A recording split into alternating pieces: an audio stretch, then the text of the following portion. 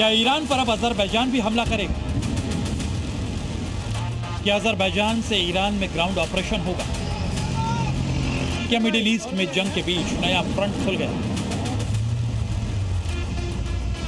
ये सवाल इसलिए बड़े हैं क्योंकि अजरबैजान ने भी महायुद्ध में ताल ठोक दिया और ईरान को सबक सिखाने की कसम खाई है। और उसकी वजह है ईरान का एक के बाद एक अजरबैजान पर निशाना, उस पर ड्रोन और मिसाइल से हमला।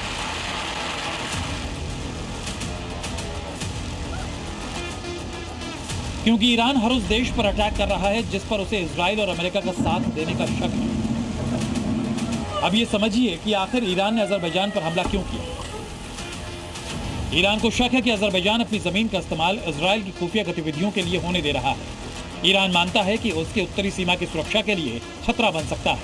अमेरिका और इजराइल के खिलाफ जवाबी रणनीति के तहत भी इस हमले को जोड़ा जा रहा है। ईरान को आशंका है कि उसकी सीमा के पास विदेशी सैन्य प्रभाव बढ़ सकता है, इसलिए उसने दबाव बनाने के लिए अजरबैजान पर कार्रवाई की।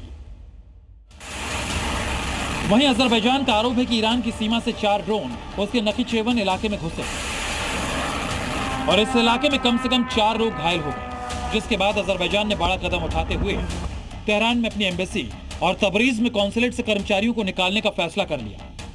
लेकिन ईरान इन आरोपों को पूरी तरह से नकार रहा है। ईरान के विदेश मंत्री अब्बास अरगाची ने दावा किया है कि यह हमला ईरान ने नहीं किया, बल्कि इजराइल की साजिश हो सकती है। इजराइल पड़ोसी देशों के साथ उसके रिश्ते खराब करने के लिए फॉल्स फ्लैग ऑपरेशन कर रहा है और जानबूझकर तनाव बढ़ा रहा है। ईरान, अजरबैजान और इजराइल के बीच बढ़ता यह टकराव अब सिर्फ आरोप प्रत्यारोप तक सीमित नहीं रहा है।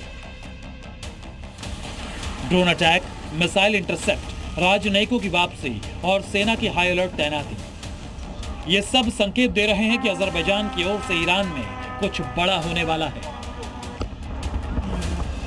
ब्यूरो रिपोर्ट, जी मीडिया।